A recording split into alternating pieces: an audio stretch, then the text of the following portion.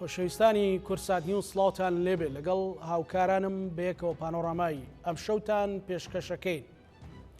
دوای چاوەڕوانیەکی زۆر دوجار بەغدا سەقفی قەرزەکەی لە 500 ملیارەوە بەرز کردەوە بۆ 600 ملیار دینار و هەردوو بانقی ڕافیدەین و ڕەشیدی ڕاستپەر لەگەڵ چاودێری دارایی عراق و هەرێم کە بتواندرێ و پارەیە بنرێ و تەدقیقیش بکرێ. بەڵام ئەوەی کە هێشتا بەتەواتی دڵی موچەخۆر و فەرمانبەرانی هەرێمی کوردستانی خۆش نەکردو ئەوەیەکە ئەم پارێک و باز دەکرێت بۆ مانگەکانی 9 و 10 و 11 ئەگەر چی هێشتا زۆری ماوە بۆ مانجی 12 بەڵام ڕوون نییە موچەی مانجی 7 و 8 لەو گیرفان بەتاڵی و ماڵوێرانی فەرمانبەران و موچەخۆرانی هەرێمی کوردستان چارەنووسەکەی چی بەسەردێ. ئەوەی کە گرنگ بوو ئەوەیە کە کاتێک شاندی هەرێمی کوردستان بێکەوە چوونە بەغدا دەستکەوتیان هەبوو. چۆن بتواندرێت ئەمە ئیستثمار بکرێت لەسەر کۆی پرسەکانی تر و بتواندرێت کە واز لەو یەکتر سڕینەوە بهێندرێت و کار بکرێت بۆ پێکەوەی بۆی چیتر هاوڵاتیانی بەشمەلەتی هەرێمی کوردستان لە قەیراندا نەبن. شەو پانۆراما گفتوگۆ لەسەر ئەم بابەتە دەکات بە میوانداری هەریەک لە بەڕێزان دکتۆر بڕیار ڕەشید ئەندامی ئەنجومەی نوێنەرانی عراق، بەڕێز شوان محەممەد ئەندامی ئەنجومەی نوێنەرانی عراق، دکتۆر بڕیار لە بەغداوە لەگەڵمانە بێ، وەروەها دکتۆر کاکشوان لە گەرمیان لە کەلارەوە لەگەڵمانە بێ و بەڕێز بێستون سەلام بەڕێوەبەری نووسنگەی کورسات لە بەغدا بەڕێزیشان ئەو چەند ڕۆژە ورد ئاگای لە بابەتەکانە. جا سەرەتا بەرەوەی بسمەناو گفتوگۆی ئەندامانی ئەنجومەنی نوێنەران لەگەڵ کاک بێستون گفتوگۆکەم کە لە بەغداوە لەگەڵمانە کاک بێستون. ئەم کاتت باش سڵاوت لێبێ پانۆرامایەک لە پێنجشەممەوە بۆمان باس بکەی چی ڕوویدا و بەچی گەیشت چۆن 500 ملیارەکە و بە 600 ملیار و شارعی عراقی و بە تایبەتیش لە بەغدا چۆن باسی ئەو پرساکرد. بەڵێ زانە ئێوارەی تۆ و بینەرانی کورسات نیوز باش و ڕێز و خۆشەویستم بۆ میوانە بەڕێزەکان هەیە. بێگومان گۆڕانکاریەکانی شەقامی سیاسی ڕەوشی عێراق بەردەوامە و لەم دۆخە سیاسی کە هەیە لە عێراقدا لەم ململانێ سیاسی هەیە کە لە عێراقدا هەرێمی کوردستان بێبەش نییە و ئەم دۆخی کە هەرێمی کوردستان پێی تێپەڕە بێت دۆخێکی ناهەموارە و موچەخۆرانی هەرێمی کوردستان لی زەرمەند بوونە. بۆیە بێگومان کۆبنەوەکان بەردەوام بوو و لایەنە سیاسەکان بەردەوام لە کۆبنەوەی چڕدا بوونە. حکومەتی عێراقی داوای مافی خۆیە کرد لە بەرامبەریشدا دەبێ ئەو مافیش بگەێنێ بە هەرێمی کوردستان. هەرچەندە لە ماوەکانی ڕابردوودا حکومەتی عێراقی تێبینی زۆر هەبووە لەسەر ئەو داهاتانی هەرێمی کوردستان بە تایبەتی داهاتە نانەوتەکان ئەمەش وای کردبوو کاریگەری زۆری کردبووە سەر پەیوەندەکانی نێوان هەرێم و بەغدا. بۆیە هەفتەی ڕابردوو وەفدێکی باڵای حکومەتی هەرێمی کوردستان گەیشتە بەغدا و کۆبنەوەکانی لەگەڵ لایەنە سیاسیەکان بەردەوام بووە و ئەمە بەدەرنیە لەگەڵ هەرسێ سەرۆکایەتێکە لەگەڵ فەخامەتی سەرۆک کۆمار سەرۆکۆزیران سەرۆکی پەرلەمان کۆبوونەوە و ئەو تێبینیانەوە ئەو داواکاریانەی کە هەیان بووە پێشکەشیان کردووە لە بەرامبەرشدا ئەو واجبانی کە لەسەریان هەبووە ئامادەکاری خۆیان نیشانداوە بۆ ئەوەی بیگەێنن. بێگومان هەرێمی کوردستان لە پێشدا ئاماژی بۆ کردووە هەموو ئەوەی کە لە ئەرکانی لەسەرێتی جێبەجێ کردووە، بەڵام حکومەتی عێراقی هێشتا قەناعەتی بەوە نەبووە چونکە بەپێی ئەو داتایانەی کە هەبووە ئەیوە جیاوازیە. جگەلەوەش دەبێت باسیەوە بکەین ئەو ڕاستیە بکەین. جێگری سەرۆکی حکومەتی هەرێمی کوردستان لە ڕابردوودا چەند جارێک هاتۆتە بەغدا و نیازپاکی حکومەتی هەرێمی کوردستانیشی نیشان داوە و چەندین کۆبوونەوەی کردووە و ڕۆڵ و کاریگەری خۆشی هەبووە و لەم کۆبوونەوانیشی کە کرا لە هەفتەی پێشوە کە لەگەڵ سەرۆکۆزیرانە هاتبوو ئەوە بێگومان ڕۆڵ و سەنگی خۆی هەبووە. جگەلەوەش دەبێت ئەوەش باس لەوە بکرێ کە ڕۆڵ و کاریگەری سەرۆک باڤڵ جەلال تاڵەبانی هابووە بە تایبەتی ئەمڕۆ وەزیری دادی عێراق ئاماژەی پێ بۆ کردووە. لە کۆبوونەوەی ئەمڕۆیشە ئەنجومەنی وەزیران تێبینی هەبووە بەشێک لە وەزیرەکان هێشتا گرفتیان هەبووە، بەڵام وەکو خۆی ئاماژەی پێکرد شەوی ڕابردوو سەرۆک باڤڵ جەلال تاڵەبانی پەیوەندی بە سەرکردە سیاسیەکانی عێراقی کردووە ئاماژەی بەوە کردووە دەبێت ئەم پرسە ئەمڕۆ یەکلایی بکرێتەوە و هەرێمی کوردستان موچەخۆرانی هەرێمی کوردستان چیتر بێبەش نەبن لە ماف و موچەکانیان. هۆکار چی بووە کە ئەم دۆخەوای لێ هاتووە؟ بۆچی ئەوەندە پارە دانراوە بۆ هەرێمی کوردستان؟ بۆ لە ڕابردوودا 500 ملیار لە ئێستادا 600 ملیارە پێدەچێت ئەگەر لە چەند مانگی داهاتوودا پشکی هەرێمی کوردستان لە پرسی موچە زیاتر بێ. لە یەکی یەکەوە بۆ 16 بودجە لە عێراقدا نەبوو، پشت بەسراوە بە 1/12 بودجەی ساڵی پێشتر. ئەمە وای کرد کە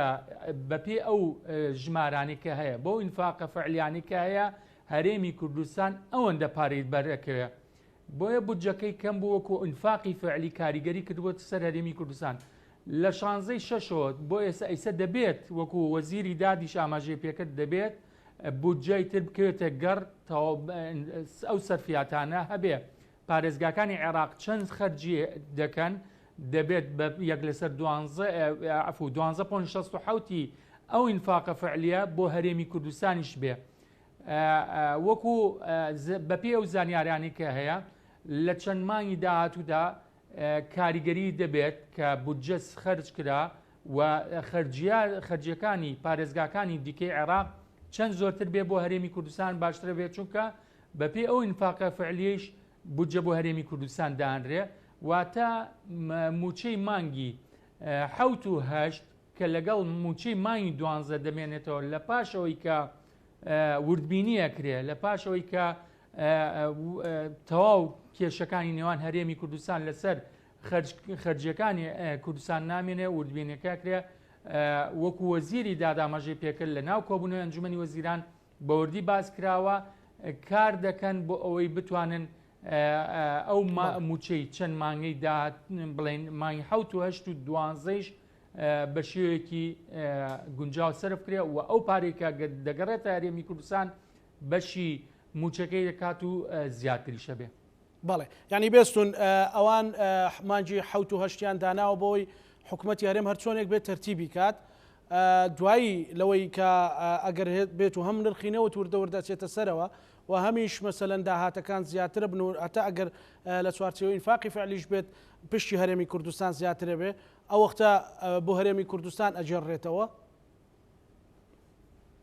زانە نا هەرێمی کوردستان ئێستا موچەی مانگی 9 دابەشەکە، مانگی 7 و 8 دەمێنێتەوە. ئەو سێ موچەی کە دانراوە ئەو سێ قەرزەی کە دەدرێ بە هەرێمی کوردستان مانگی 9 700 ملیار، مانگی 10 700 ملیار، مانگی 11 700 ملیار. ئەوەیە مێنێتەوە مانگی 7 و 8 لەگەڵ مانگی 12. لە 16 حکوومەتی عێراقی دەستی کردووە بەوەی کە بودجەی کەوتە بڵێن دەنگیان لەسەردا، بەڵام جێبەجێ نەکرا. لەم ماوەیە وەزارەتی دارایی حکوومەتی عێراقی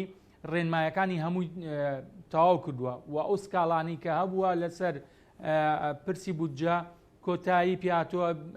دادگای فێدرالی یەکلایی کردوێتەوە یاخۆ بەخواستی وەزارەتی دارایی و حکوومەت جێبەجێکراوە. واتە بودجە کەوتۆتە جێبەجێکردن. بودجە کە کەوتە جێبەجێکردن چەند خەرجیەکرێ چ بۆ پرۆژە خزمەت گوزارەکان بێت چ هەموو تێکڕای بودجەکە کە چەند سەرفەکرێ لە حکوومەتی عێراقی بەپێ ئەو ئینفاقە فعلیە پشکی هەرێمی کوردستانیش لەو ئینفاقە فعلیە دابی نەکرێ. وەکو زانیاری بەپێ ئەو زانیاریان کە دەسێمە کەوتووە ئەو کاتە هەرێمی کوردستان بودجەکەی زیاترە بێتەوە بۆ ئەوەی بتوانێت موچەکانی فەرمانبەران کە سوکاری شەیدان چاودێری کۆمەڵایەتی پێشمەرگە ئەوانیش دابش کرێت. واتە بەپێ ئەوەی کە دانراوە بەپێ و پلانی دانراوە هیچ گرفتێک نەمێنێ و موچە لە کات و ساتی خۆی دابش بکرێت و هیچ موچەیەک دوانەکەوێ. واتە مانگی 7 و 8 بدرێ.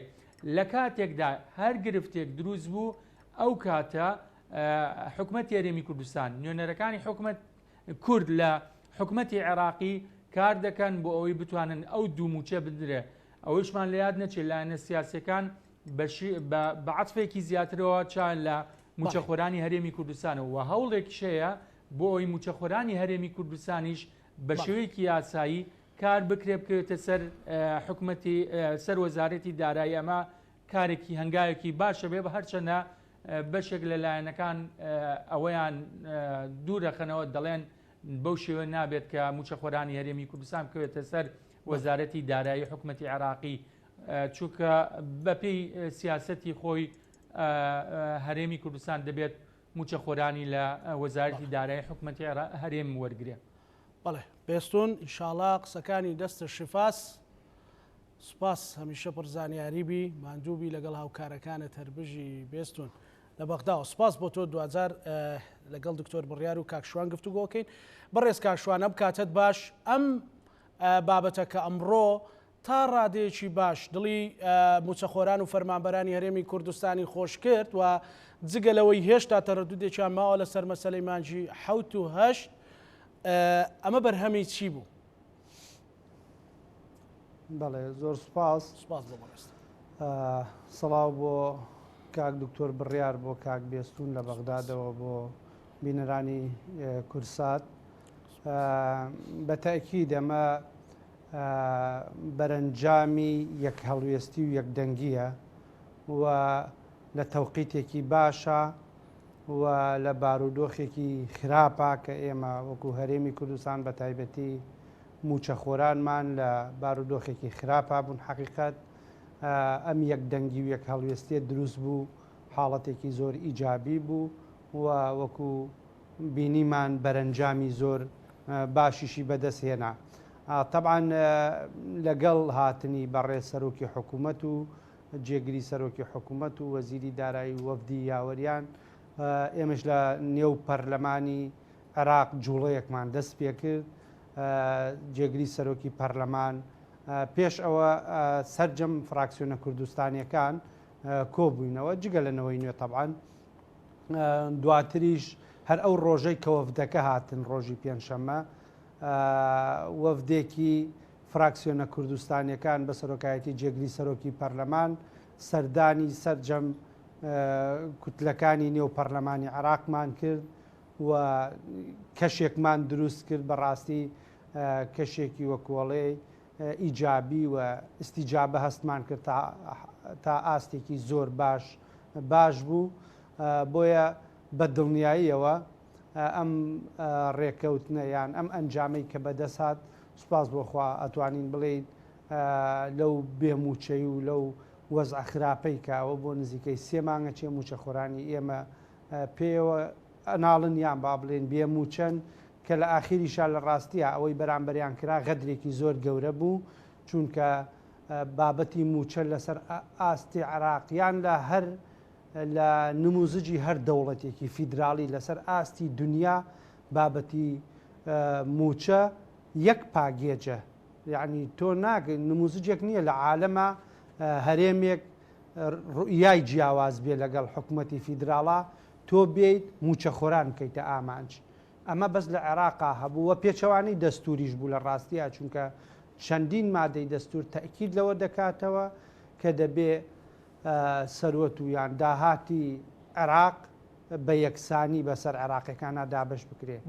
کاکشوان ئەوەی ئێستا هەیە یان بۆچی باجی ناکۆکی و باجی ڕوئیای جیاوازی نێوان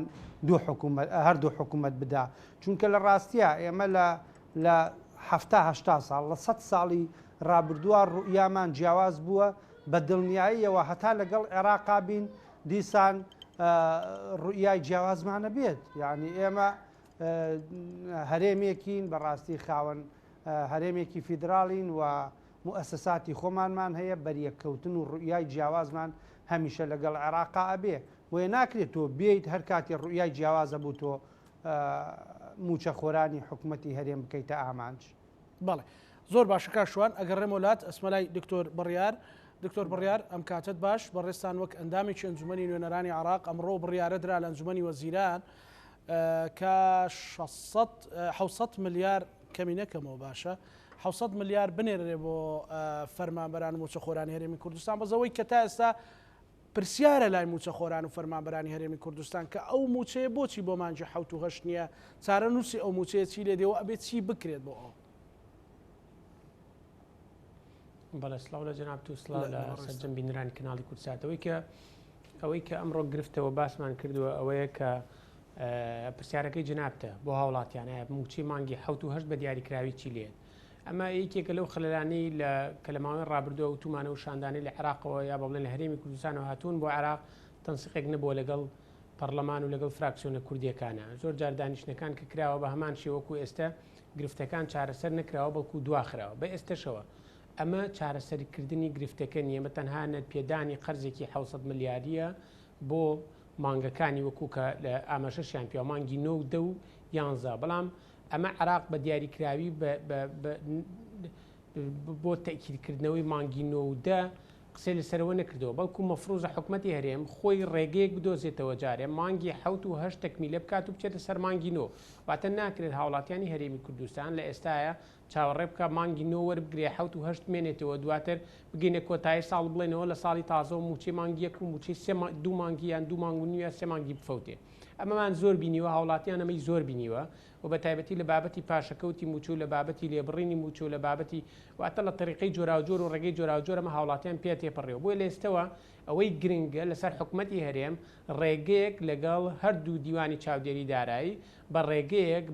بە یاسایەک بە بڕیارێک بێن ئەو موچەیەکێت وەکو مانگی نۆیرێت ئەمان وەکو مانگی 7 تەوزیعکەن پێم وانێ ژماری مۆزەف و دامەزران لە ماوەی ڕابردووە زیادی کردبێت تا بڵێنە موچەی مانگی نۆ بەراوردێکی بە موچەی مانگی 7 فەرق و جیاوازیەکی زۆریە بۆیە پێویستە سەرەتا ئەمە ڕێگە چارەیەک بۆ ئەمە بدۆزرێتەوە دوای ئەوە قسە لەسەرەوە بکرێت چۆن ئەمە بە ڕیشەیی چارەسەرەکرێت ئێمە ساڵانێکی زۆرە ئەم گرفتە ئەهێنرێ و ئەبرێت و شاندیەت دانوستانە کات وەکو موسەکینێ چەند مانگێک چارەسەر یا ڕێگەچارەیەکی کاتێ دۆزرێتەوە بەڵام چارەسەری فعلی ڕیشەی بابەتەکە تاکو ئێستا بە ئێستەشەوە نەکراوە ئەمە چۆن چارەسەرەکرێت پێویستی بە هەمواری یاسایە ناکرێت ئێمە تەمەنا بکەین و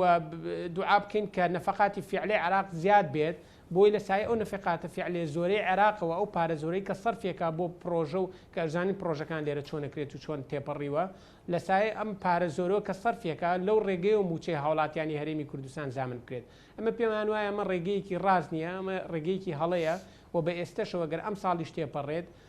ساڵی داهاتووە دووبارە گرفت دروستەکاتەوە چکە ئێمە ئازانی نەگەرم موازنەی 3 ساڵش ساڵانی داهاتوو دووبارە بینیمانە کە زۆر ساڵ موازنەی نییە موازنەی تەخیرە بێت گرفت لە یاسای موازنەیە بێت بۆیە مەفروض بوو لیژنەی مالیە لە ماوەی ڕابردووە فەقەرەی نیفقاتی فعلی دەربێنێت بەرامبەر بە موچە خۆرانی هەرێمی کوردستان مەفروض بوو لە مەوزوعی موچەی هاوڵاتیانی هەرێمی کوردستانە نەبەسترێتەوە بە ڕێکەوتنی هەرێمی کوردستان و عێراق ئەمە زۆر وتومانەتەوە لە یەکەم ڕۆژەوە پێش یاسای موازنە وتومانە مەفروضە کار لەسەرەوە بکەین بەڵام بەداخەوە دۆخێکی وەها دروست کرا لەو ماوەی ڕابردووە هاوڵاتیانی سلێمانی بە شێوەیەک چەوسێنرانەوە بە شێوەیەک غەدر بەرامبەر بە هاوڵاتیانی پارێزگای سلێمانی بە دیاری کرا و بە شێوەیەک حکوومەتی هەرێم فەرق و جیاواسی کرد کە تەرکیزەکە لەسەرەوە بوو چیتر جارە بەرامبەر غەدرەکان بەرامبەر هەرێمی کوردستان بۆسێن بە ئێستەشەوە ئەمەی کە ئێستا هەیە وەکو وتومانە ڕاست ئەمە دەستکەوتێک نیە بەڵام لایانی کە موچەی هاوڵاتیان زامنەکات بەڵام بە ئێستەشەوە ئەگەر جنابی جێگری سەرۆکی حکوومەت جنابی کاقوبات لەو وەفدانە بووە ئەمە بەدەست نەئێهێنرات وەکو وتم ئەمە دەستکەوت نییە بۆی توپاتیکەینەوە بەڵام ئەمە بۆ هاوڵاتیان کە موچەی چەند مانگێکی زامنەکرێت بەبێ خودی جنابی جێگری سەرۆکی وەزیران کە جنابی کاقوبات ئەمە جێبەجێ ناکرا من ئەمە ئەم قسە نیە قسێک نییە تەنهاوەکو یەکێتی نیشتیمانیە وەکو ئەندامی فراکسیۆنی یەکێتی بیکەین ئەمە قسەی بڕێکی زۆر لە پەرلەمانتارە شیعەکان و سونەکانیشە و توانە کە ئەمە دووپاتیان کردوتەوە خودی جنابی کاقوبات و خودی ئەوەی کە کوڕی جنابی مام جەلال ئەمە دەور و کاریگەریەکی زۆری هەیە کە لە شاندەکان هەیە بۆیە لە ماوەی ڕابردوو شاگردی قەتانە بێ لە ساڵانی ڕابردووە بە حزوری جنابی کاقوبات کە لێرە بووە توانراوە بە سەردان و چەند سەردانێک توانراوە کە بودجەی یاخود بابڵێنەوەی کە بۆ موچەی هاوڵاتیان یا بەشە بودجەی هەرێمی کوردستان بنێرێ دواتر کە خودیەوەی تێدانە بۆ گرفتانی کە ماوەی ڕابردووە بەردەوام دروست بۆتەوە چارەسەر نەکراوە باشە کەواتە ئەمە یەکێک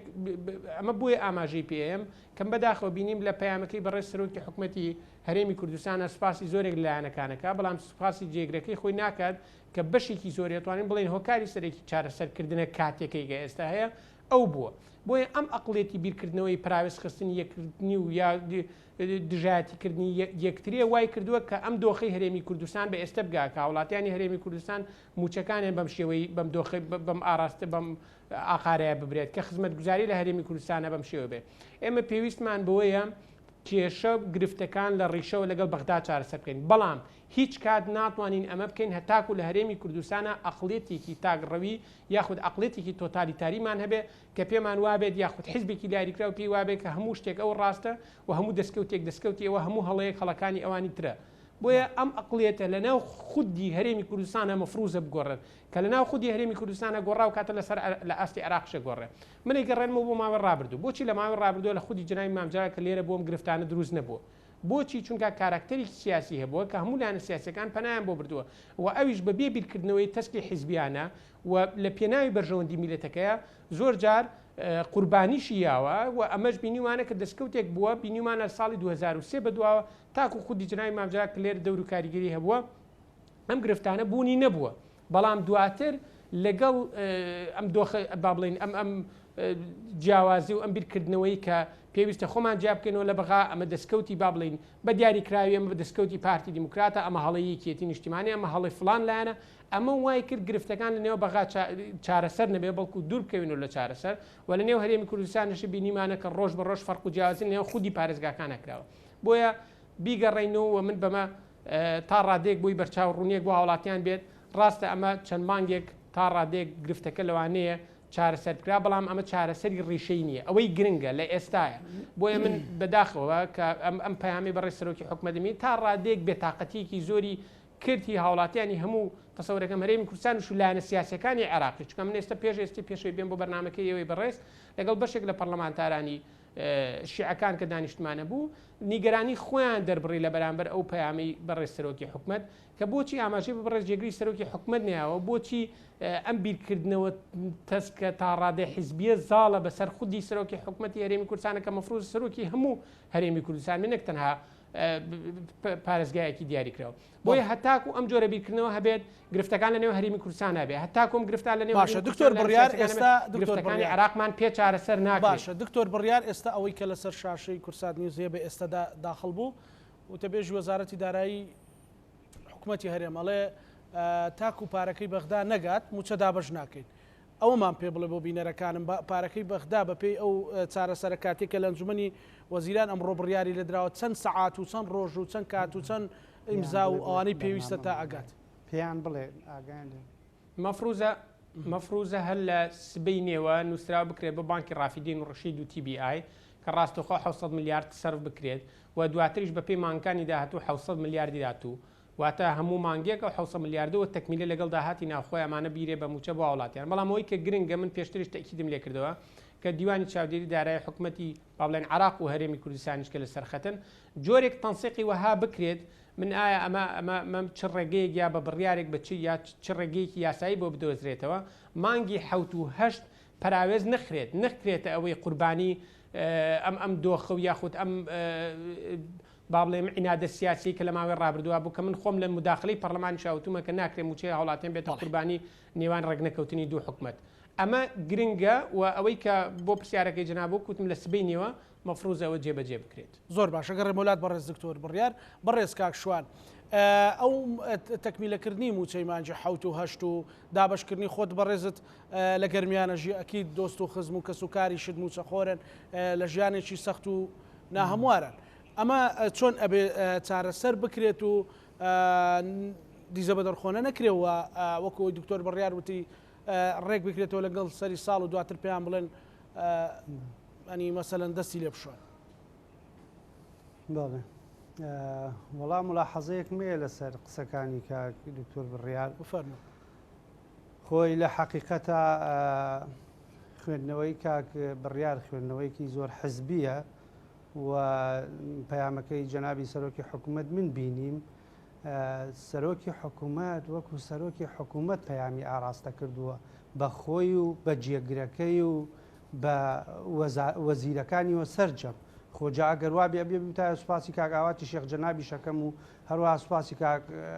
پشتیوان سادقیش وەکو کتلەی وزاری پارتیەکەم یعنی ئەمە لۆژیکێکی حزبیە لۆژیکێکی ئیداری نییە من تەسەورم نەکرد پیاوێکی وەک کاک بڕیار بەو شێوە هەم کاریگەری کرد بێ لەسەری ئەو پەیامە دووەمیش کەوای لێ هاوبامنیش هەندێک قسەی حزبی بکەم کاک بڕیار خۆی ئەزانێت پارتی و فراکسیۆنی پارتی کاتێک لە چوارچێوەی هاوپەیمانێتی ئیدارەدانی دەوڵەتە مەشروعی موازنە حاضر کرا هاتە ئەنجومەنی وەزیران لە ئەنجومەنی وەزیران دەنگی لێدرا هاتە پەرلەمان لیژنەی مالی پارتی هەستی بە خەتەرەکە کردوتی ئەمە کۆمەڵێ لوغمی زۆر گەورەی تایە و کاک بڕیار زۆر باشە زانیە لە لیژنەی دارایی پەرلەمان 4 ئەندام پەرلەمانی کورد هەیە 2 پارتی یەکێکی یەکێتی یەکێکی یەکگرتو دوانەکەی پارتی و یەکەکەی یەکگرتو دەنگیان بە مەشروعەکە نەدا هەتا ئەخیریش نەچوونە کۆبوونەوە و بایکۆتیان کرد وتیان چونکە ئەمە کۆمەڵێ لوغمی تایە بەڵام ئەوەی یەکێتی تەوقیعی کرد کە لە ئاخیرا دەرکەوت ئەم کێشەی ئێستا دروسە بێ ئەمە بەشێکە لەو لوغمانەوە هی تریش ماوە ئەوان هاتن بە ئەوەی بەڕاستی کە بە حیسەی سلێمانی و بە گەڕانەوەی پاشەکەوت بەداخەوە ئەکرێ بڵێن بە جۆڵێ لە جۆرەکان یعنی قەناعەتێکی وەهمیان لای یەکێتی و لای هەندێکنەوەی نوێژ دروست کرد کە ئێمە لە سەتادەی پاشەکەوت ئەنێرین ئێمە ئەو کاتیش مقابلەکانی من لە ئەکاونتی من هەیە ئەو کاتی شوتمان ئەم پڕمەشروعە بڕوات بە کۆی بە گشتی بەشی هەرێمەکرێتە ئامانج کە بەشی هەرێم کراوە ئامانج پاشەکەوتی چی و بەشی سلێمانی چی حزبێک یعنی کە عمقێکی سیاسی هەبێ خوێندنەوەی وردی هەبێ ئەبوایە هەر ئەو کات هەستیان بە خەتەرەکان بکرایە جگە لەوەیش ئێمە لە کاتی جەلسە لە ئاخیر شەوی دەنگدان وەک فراکسیۆنی پارتی هاتینە دەرەوە دەنگمان بە مەشروعەکە نەدا بۆ هەر بابەتێک کە جێگری سەرۆکی پەرلەمانیش بێتە دەرەوە لە ڕاستیە جێگری سەرۆکی پەرلەمان لەوێت تەمسیلی هەموو کوتلە کوردستانیەکانەکە دروست وابوو کوتلە کوردستانیەکانی تریش باتنایەتە دەرەوە ئێمە چوینە ژوورەکەی دکتۆر شاخەوان دانیشتین محەممەد حەلبوسی و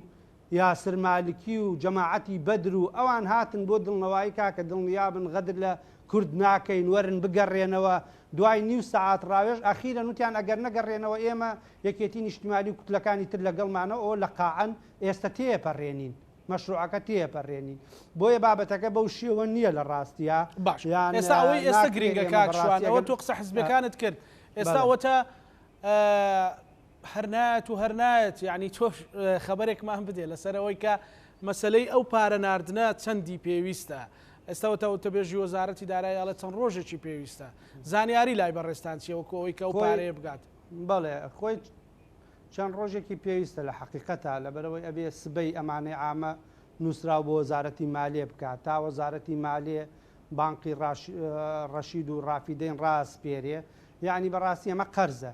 هەندێک کاتێوێ بەڵام بە عام یعنی ئێمە وەکوتم 2 ڕۆژ تا 3 ڕۆژ چەندێوە مەسەلەن ئێستا سبەی دووشەمەیە سێشەمەت بۆ چوارشەمە تەسەورەکەی بگات چوارشەمە و پێنجشەمە تەسەورەکەم ئەگەر خەلەلی تر دروست نەبێ ئەگەر مشکلەی تر نێتە پێش بۆ چوارشەمە و پێنجشەمە من تەسەورەکەم ڕێکارەکان هەر ئەوەندەی پێچێ تەسەورەکەم ینی ئەو مەبلەغە بخرێتە سەر حسابی باش مەسەلەی مانجی 7 و 8 چیمە کاکشوان کە لەسەر تا و پرسیارم لە بەڕێستان کرد کە موچەخۆر ئێستا ئەگەر موچەیەک وەربگرێ ڕێک ئەبێ بیداتەوە لە قەرزی کرێخان و مۆلی دە و جلی مناڵ و چی ئەو شتانە ئەو موچەیە کە دێ ئەگەر یەک موچە دابش بکرێەوە حقیقەتە بەس ئەتوانێت تەکمیلی قەرزەکانی پێ بکات بۆی ئەمە لە ڕاستیە ئەوەی حکوومەتی عراقی ئەمڕۆ لە کۆبنەوەی ئەنجومەنی وەزیران بڕیاری داوەهی موچەی مانگی 9 و 11 مانگی 7 و 8 تیانە بۆیە ئەکرێ ئەوەی کاک بڕیاری شووتی ئەکرێ حکوومەت ناوی بنێ موچەی مانگی 7 و 8 حکوومەتی هەرێم میکانزمێک بدۆزرێتەوە کە پێچەوانەی تعلیماتی ڕقابەی مالی نەبێ ڕقابەی مالی هەردوو لا کێشەمان بۆ دروست نەکا بڵێ ئەنجومەنی وەزیران قەرارێ وای داوە وەزارەتی مالیوێ لە تەمیلەکە لە قەرارەکە تەمان ئەنووسێت ئەم پارە بۆ چییە چۆن ئەدرێ عینوانەکەی ئەنووسە کە هیچی مانگێکە ئەگەر ئەمە کێشە بۆ حکوومەتی هەرێم دروست نەکا ئەوە ئەکرێ بناوی بنێن مانگی 7 و بەزویش مانگی هەش بدرێ چونکە ئێمە هەندێک داهاتی ناوخۆشمان هەیە من تەسەورەکەم تا ئەم سێ موچە ئەدەین خۆشمان موچەیەکمان حازرە بێ ئەبێتە 4 موچە ئەو کاتە موازنەی عێراق ئەچێتە کۆتایی ئەگاتە نزیکی پاکتاوی ساڵی میزانی 2023 بۆیە ئینفاقی فعلی عراقی شەو کاتە بەرزە بێتەوە وی هەرێمی شەخرێتە سەری کێشەمان تەسەور ناکەم کێشەی وا بۆ دوومانگەکەی تر دروست ببێ ئەدرێت تەنها ئەوەیە لە ڕاستیە هەم حکوومەتی عێراقی هەرسێ ئەو سێمانگەی کە بەیەکەوە قەراری داوە پێکەوە ناینێرێت و هەم حکوومەتی هەرێمیش ناتوانێت هی 2 مانگیان 3 مانگ بە یەکەوە بدا بەڵام ئەکرێ مەسافەکە کەم کاتەوە من تەسەورەکەم حکوومەتی هەرێم ئێستا کە ئەمە گەیشت توانێت هی مانگێک بدا و 20 ڕۆژ دوای ئەوشی مانگی تر بدا بەهەرحاڵ ئەمە ینی ئەکرێ میکانزمێ تەرتیبێکی بۆ بکرێت بەڵام بە شێوەیەکی عام من پێم وایە هیچ موچەیەک نافەوتێ چونکە ئەم موچانە ئێمە استحقاقمان دیارە بەشی هەرێم 12.6 دیارە نزیکەی 16 تریلیۆن و 500 ملیارمان بۆ ساڵی 2023 لای حکوومەتی فیدراڵە بێ هەرچۆن حسابی کەین ئەگەر ئینفاقی فعلی بەرز ببێتەوە ئێمە موچە بە کۆی ساڵەکە ناگاتە نزیکەی 10 تریلیۆنە ئەگەر ئینفاقی فعلی بەرز بێتەوە کاکشوان ئینفاقی فعلیەکە بەرز بێتەوە پشتی هەرێمی کوردستان ئەگاتە نزیک تریلیۆنێک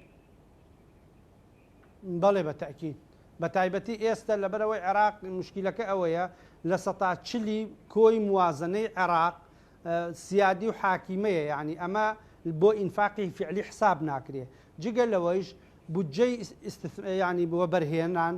ئەمیش لەبەرەوەی عێراق بەداخەوە و نزیکەی مانگ و ئەوەنە 2 مانگە موازنە ئقرار کراوە ڕێنمایی لە وەزارەتی مالیە دەرچووە بەڵام پرۆژەکان بەگەڕ نەکەوتون وەزارەتی مالیە پارەی بۆ سەرف نەکردووە تۆ تەماشاکە لە نزیکەی 47 ملیار 47 تریلیۆن بۆ 50 تریلیۆن کە عێراق سەرفی کردووە سیادەکەی لێ دەرکە نزیکەی 90 تریلیۆن ئەمێنێتەوە ئەوان بۆ یەک تا یانزەی شەشە یان تا نیهایەتی مانگی 6 نزیکەی 90 تریلیۆن ئەمێنێتەوە لەسەر بنەمای ڕێژەی ئەو 90 تریلیۆنە یعنی لە 12.6 هەرێمەدەن کە نسبەیەکی زۆر کەمەکات بەڵێ زۆر باشە گەڕێمەولات کاک دکتۆر بڕیا بەڕێزت وتت کامە چارەسەرێکی کاتیە واگەر بێت و موچەی 7 8 9 10 دابش بکرێت هێشتا 12 شەمێنێ چارەسەرەکەت چییە ینی چی بکرێت لە ماوەی ئەو 3 مانگە تا موچەخۆر و فەرمانبەری هەرێمی کوردستان ڕوبەڕووی حاڵەتێکی لەو زۆرە نەبێتەوە وەکو ئەوی بە کاکشوانی شمت مەسەلەن موچەخۆر ئێستا گەر بێت و ئێستا تا وەزارەتی دارایی ئەڵێ 2-3 ڕۆژی تری پێویستە ئەو 2-3 ڕۆژش مۆزەف و فەرمانبەر لە بەسەر جیرفانی بەتاڵە ئەڕوە ئێکە معاشەکەش وەرەگرێ نازانێ نەکرێی مۆلی دەبدا نەکرێی خانوو بدا نەکرێی منداڵ چۆتەوە مەکتەب و هەموو خەڵکە چۆتە مەکتەب و جانتا و چی بکرێت ینی بەڕاستی ئەو پەرلەمانتار وەڵامی بەڕێستان بەڵێ بێگومان من لە هیچ کاتێکە حەزم لەو لە بەرنمەیەک نییە کە جواب و جوابدانەوەی تیاابێ بەڵام حەزەکەم چەند حقیقەتێک بخەمە ڕوو و ئەمەی کە من مەبەستم بوو پێشتر وتم لە ڕوانگەیەکی دژە حیزبیانەوە و نەک پرۆ حیزبیانە من کەوتومە ئەمەی بەڕێز سەرۆکی حکوومەت تا ڕادەیەک ئەم سپاسی لە جێ تێبینی هەموو لایەنەکان بوو بەڵە جێ تێبینی هەموو لایەنەکان بوو و لەوانەیە کاکشوان نەی خوێند بێتەوە چکاکە خوێندبێ وزانێت کە یەکەمیان سپاسی سەرۆکی حیزبەکەی خۆی سپاسی هەموو لایەنەکانی کردووە لایەنە عێراقیەکان و لایەنە کوردستانیەکانیش سپاسی هەمی کردووە کاکشوان چ لایەنە عێراقیەکان چ لایەنە کوردستانیەکان چ سەرۆکی هەرێم تەنها سپاسی تۆ لەوەیە سپاسی جێگری سەرۆکی حکوومەتی نەکردووە کاکە جێگر و سەرۆکی حکوومەت هەر یەکێکە بەیانی کاک پاڤڵ وەکو سەرۆکی یەکێتی بۆ بابەتێک سپاسی یەکێکەکە ئەبێ بڵێ بە ناوی کاک کۆسترەتیشەوە کە جێگرمە سپاسەکەم کاک پاڤڵ تعبیر لە یەکێتیەکە کاک مەسرور پەیامەکەی تعبیر لە حکوومەتی سپاسی ببرە ئەمە بەستم ئەگەر جێگری هەبوایە ئەگەر جێگری هەبوایە ئەبوایە بیوتایە بە ناوی خۆم و جێگرەکەشمەوە ئەوان کاک مەسرور پەیامەکەی پەیامی حکوومەتی هەرێمە هی خۆی و کاقوباد و بزوتنەوەی گۆڕانە سوپاسی حزبە کوردستانیەکانی کردووە سوپاسی حزبە عێراقیەکانیشی کردووە و لە ڕاستیدا سەرۆکی هەرێم و جەنابی کاک مەسعودیش زۆرمان دوو بوون لەو ماوە بەردەوام لەسەر خەڵک ئەمە دیفاکتۆیە واقعا والله کاکشوان بەخوا مۆزەف جیرفانی بەتاڵە تۆ ئەوەم پێ بڵێن وڵا ڕاستە تەی دەکەن ڕاستە کاک دکتۆر بڕیار بڵێ کاکشوان گیان گرفتەکەمان لە چیایە وەکوتم ئەم جۆرە بیرکردنەوەیە کە ئێمە گەیاندۆتە ئەم جۆرە بیرکردنەوەیە کە ئێمە گەیاندۆتە وەها دۆخێکەوە کە ئەبینین ئێستا کە شاندێک پێگیر لە هەموو لایەنە سیاسە کوردیەکان بۆ بابەتێک کە پەیوەندی بە گیرفانی هەموو هاوڵاتیان و هەموو موچەخۆرانەوەیە هەموو لایەنەکان بەلایەنەوە سەیری میلەتی کوردیا خود شاندە کوردیەکە هەموو ڕنگدانەوەی هەموو لایەنەکانی تایە کە ئەمە خۆی بۆ خۆی بوو بە پرسیار بوو بە شتێکی گەورە بوو بە دەستکەوتێکی گەورە کەواتە خەلەلێکمان هەیە تێبینیەکەمان لەسەر چی ئێمە لە سەرەتای یەکەم هەنگاوی دوایەوە کە سەرۆکی حیزبەکەی خۆی سپاسەکە سپاسی سەرۆکی حیزبەکانی کەش بکات ئەمانە گرفت دروستەکە لەوانەیە جەنابە کە ئێستا هەڵێ نەخێرەمەی کە جەنابە وتە بە هیچ شێوەیەک هیچ منطقەیەکی واقعی هیچ لۆژیکێک نایگرێتەوە کە تۆ سپاسی سەرۆکی حیزبێک و سپاسی سەرۆکی حیزبەکانیان جێگرەکەی خۆت ناکەی کە ماوەیەکی زۆر ئینشقاقێک هەیە و بەڵام بۆ موچە و بۆ گیرفانی هاوڵاتیان ڕووی لە بەغدا کردەوە ئەم بابەتە زۆر لەسەری ڕێماتوین لە بەرنامەی کە زۆر بۆردی قسەی لەسەر بکەین بەڵام وەکو وتومانە هۆکاری ئەوەی کە گەشتونێتە ئەم گرفتە و کە تاکو ئێستا ئێمە بینین کە بە دووبەرەکی و لە ناو عراقشە هەموو لایەنە عراقیەکان شەمایان دووپات کردوێتەوە ئەم بیرکردنەوەانە وای کردووە هەرێمی کوردستان لە دواوە بێ هەرێمی کوردستان موچەی نەبێ هەرێمی کوردستان نەتوانێت فەرمانبەرانی خۆی کە مانگانە دەوامەکەن موچەی خۆیانیان پێبە ئایا چی بکرێت دوای ئەمە ئەوەی کە چارەسەری دوای ئەمە چییە وەکو وتومانە بەڵێ لە مۆزوعی لیژنەی مالیە خەلل هەبووە و ئەمە هەموو لایەنەکانی سیاسەکانی تیا بەشدار بووە وەمە لە 2014ەوە تا ڕادەیە کەندراوە تا کوێستە بەڵام گرنگە لەم قۆناغەیە ئەمەی کە هەیە من تێبینیەکەم لەسەر داهاتووە تێبینیەکەم لەسەر ڕابردوو نییە تەنها بەشێکی لەسەر ڕابردوو و بۆ داهاتوو ئایا بۆ داهاتوو بەم بیرکردنەوەی ئێستا بە هەمان شێوە بەردەوام نەتوانین لە خلالی ئەم سەمانگەیە هەمواری یاسای موازنە بکەین ئایا توانین وا بکەین لە هەموو لایەنە سیاسەکان کە ئەم گرفتی کە بۆ هاوڵاتیان هەیە چارەسەری بکەین سیاستکردن لە دنیای واقعا بە لێبوردن و بۆوانەی کە ئەو حیزبانی کە زۆرینێن یاخودە و حیزبانی کە لایەنی کەم حکوومەتی پێکێنراوە بێت لە زۆربەی حاڵەتەکانە تەنزور بۆ لایەنەکانی کە بکەن نەک بە پێچەوانەوە ئەمە کە ئێستا بینین بە پێچەوانەوەی من ئومێدەوارم کە بۆ داهاتوو لە خلالی ئەم سێ مانگەیە شاندەکان بە هەمان شێوەی کە ئێستا هەبووە چڕدر بگرێتەوە و لە خیتابەکانیشا بە هەمان شێوە ڕنگدانەوەی هەموو لایەنە سیاسەکانی تیابێ و ئەوەی چارەسەری ئەم بابەتە لە خلالی ئەم سێ مانگە دەرفەتێکی باش هەیە مانگەکانی هەشتە وەکو جنابی کاکشوان ژامەژی پێە لەو مودە زەمەنیە بە هەمان شێوە داهاتی ناوخۆی شەبێت لەوانێ موچەی لە بری ئەم سێ مانگە موچەی 4 مانگیش بیرێت بەڵام ئەمە هەمووی تەوقیتێکە دیاری کراوە بۆ چارەسەرکردنی کێشەکە تەوقیتێکی زەمەنیە باشە مدەیەکی زەمەنیە لە بەردەستایە ئەگەر لە مودە زەمەنیە پاڵی لێ بینەوە بڵین ئەوە لە سایە ئەم قەرزەوە موچەی مانگی 8 و 9 دە یاخود 7 و 8 و 9 چارەسەر کراوە جارە چاوەڕێیەکەین تاکو دوایەوە چێبێ ئەوە 100% پێت ئەڵێمەوە کە بە هەمان شێوە دووبارە موچەی هاوڵاتیان مانگ و 2 مانگ و 3 مانگ دوا بکەوێتەوە دووبارە چاوەڕێ بکەین یاخود چاوەڕێ بکەین کە ئینفاقی فعلی یاخودە و نەفەقاتی فعلی کە لە چوارچێوی موازنە هەیە بە کوردیەکەی بەشکم عراق پارێکی زیاتر سەرفکا بۆی ئەو پارەی کە بەشی بۆ هەرێمی کوردستانی بەشی موچە خۆرانی بکە ئەمە هیچ منطقێک نایگرێتەوە ئەمە هیچ یاسایەک با بڵێن ئەمە نە لە بەرژەوەندی هاوڵاتیانی هەرێمە نەمەفروزیشە بەم شێوەیە تێپەڕێنێ لە سای ئەو هەموو فراکسیۆنە کوردیە جیاوازیانەوە بە معارزە بووین لە دەسەڵاتشان چونکە خەمەکە خەمێکی گشتیە خەمی هاوڵاتیە خەمی حیزبێکی دیاریکراوی حکومت نییە من لە مداخلەکانی ئاماژەم بۆ یاوتمە ئێمەی پەرلەمانتاری حکومەتی هەرێم نین پەرلەمانتاری حکومەتی عراق نین داکۆکی لە حکومەتی هەرێم لە حکومەتی عراق ناکەین داکۆکی لە گیرفانی هاوڵاتیانەکەی و مەفروزە بەو ئەقڵیەتە کار بکەین و مەفروزە بەو شێوەیە یەک ریزیەک لە نێو لانی کەم فراکسیۆنەکانە هەبێت و ئەمە کاریگەری لەسەر حکومەتیش هەبێت نەک بە پێچەوانە حکومەت کاریگەری لەسەر فراکسیۆنەکان هەبێت بۆ یەکوتە مودەیەکی زەمەنی هەیە لە مودە زەمەنیە مەفروزە شاندەکان لە ماوەی ڕابردووە چۆن بوون ئێستا گڕوتینێکی زیاترەوە کار بکەن دەرفەتێک دراوە بەلایەنەکان لە سایە ئەم قەرزەوە بۆی ڕێکەوتنەکە خێراتر بکرێت شاندەکان لە ئاستی باڵایەوە تێبینیمان لەسەر شاندەکانی ڕابردووە بوو کەسانی زۆر خەبیری تیا بووە کەسیانی وەکو بەڕێز کاک ئامانج ڕەحیم و هەموو برادرانی کە لە کەسی کەم ناکەمەوە کە زۆر خبری باشیان هەیە بەڵام ئەمانە زۆر جار گرفتەکان گرفتی سیاسین مەفروزە شخصی یەکەمەکان لەسەر حیزبەکان لەسەر ئاستی حیزب جیاوازەکان لەگەڵ بەغدایە لەگەڵ لایەنە سیاسەکانی بەغدایە پاشتانیش حکومت و پەرلەمانیش گفتوگۆ بکەن واتە ئەمە گرفت بۆ چارەسەر نابێت لەگەڵ وەکیل وەزیرێکە لەگەڵ محاسبێکە لەگەڵ وەزیرێکە دانیشت بکرێت و بمانێت ئەم ڕقەمانە نزیک بکەنیان بگەنە ئەنجام ئەمە هیچی چارەسەر نیەوەی کە چارەسەرە شاندەکان لەم ئێستا چۆن بەردەوام بۆ بەردەوامی هەبێت لە ئەسنای لەم مودە زەمەنیشە لە هەمان کەتە هەموو فراکسیۆنە کوردیەکان زەخت و فشار بکەین بۆ ئەوەی هەمواری یاسای موازنە بکەین و لە ژێر ئەم بابەتی نەفەقاتی فعلی و موچەی هاوڵاتیانە دەربێنین موچەی هاوڵاتیان ببەسترێتەوە بە بەغداوە و جاری داهاتوو کە هات حکومەتی هەرێم پابند نەبوو یا گرفتێک دروست بوو یا حکومەتی عراق پابند نەبوو گرفتێک دروست بوو موچەی هاوڵاتیان نەبێ بە گرفت نقطە بەڵێ زۆر سپاس دوا سەرنجی تۆ کاک شوان محەممەد هەمان بۆ چوونی کاک بڕیارم هەیە بە تەکید ئەکرێ ئەمە بکەینە نموزجێک کە ئەم جارە نەتیجە زۆر باش بوو من پێم وایە چونکە لەم سێ مانگا کە قەراری سێ موچە دراوە 2 تریلیۆن و 100 ملیارد دراوە ئێمە ئەتوانین زۆربەی گرفتەکانمان چارەسەر بکەین و دەکرێت لە داهاتوودا یعنی پێداچوونەوە بە وەفدانە بکرێت کە دێنە بەغدا دەکرێت بەڕاستی تر موچەخۆران و فەرمانبەرانی ئێمە لە 2014ەوە تا ئێستا ماندوون بەشێک لە فاکتەری ماندووبوون و بەشێک لە فاکتەری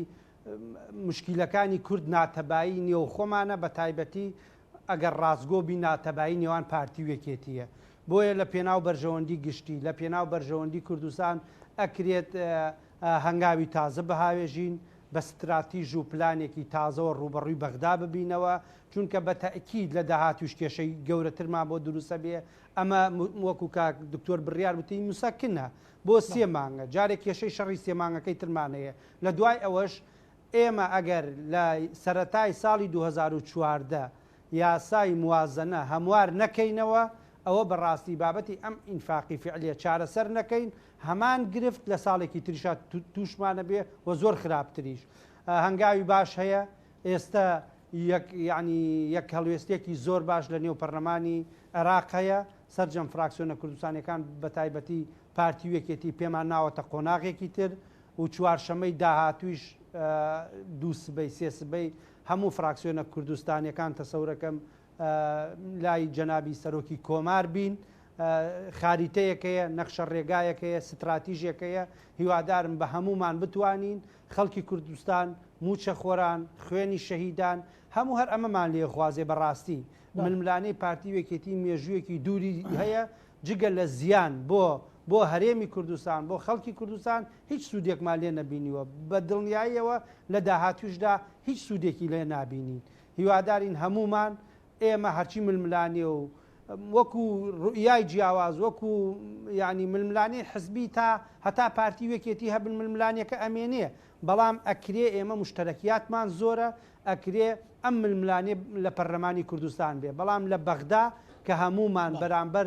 ئێستش حزوری هەیە ئەقلێتێکی شۆڤێنی وەستاوین لە بەغدا ئەمانە بەڕاستی کە گەیشتە ئەوە نە پارتیە خوێندنەوە نەیەکێتیە خوێندنەوە هەموو کوردستانەکەنە ئامانج ئەکرێ لە بەغدا هەمومان بە یەک دەست و بە یەک دەنگ و بە یەک ڕنگ شەڕی مافە دەستوریەکانی خەڵکی هەرێمی کوردستان بکەین. بەڵێ زۆر سپاس بۆ بەڕێز شوان محەممەد ئەندامی ئەنجومەنی نوێنەرانی عێراق بەڕێزیان لە کەلارە و لەگەڵمان بوو سپاس بۆ بەڕێز دکتۆر بڕیار ڕەشید ئەندامی ئەنجومەنی نوێنەرانی عێراق لە بەغداوە لەگەڵمان بوو. بینەرانی خۆشەویست زۆرمان بڕی و کەممان ماوە ئینشاءڵڵا پشتیوان بەخوای گەورە جیرفانی هەمولایەک ئاوەدانە بێتەوە و کوردستانی و کوردستانیان و کوردیش هەمیشە سەربەرزە بن مەش پانۆڕامامان پێشکەشکردن ئەمانەتی خوای گەورە.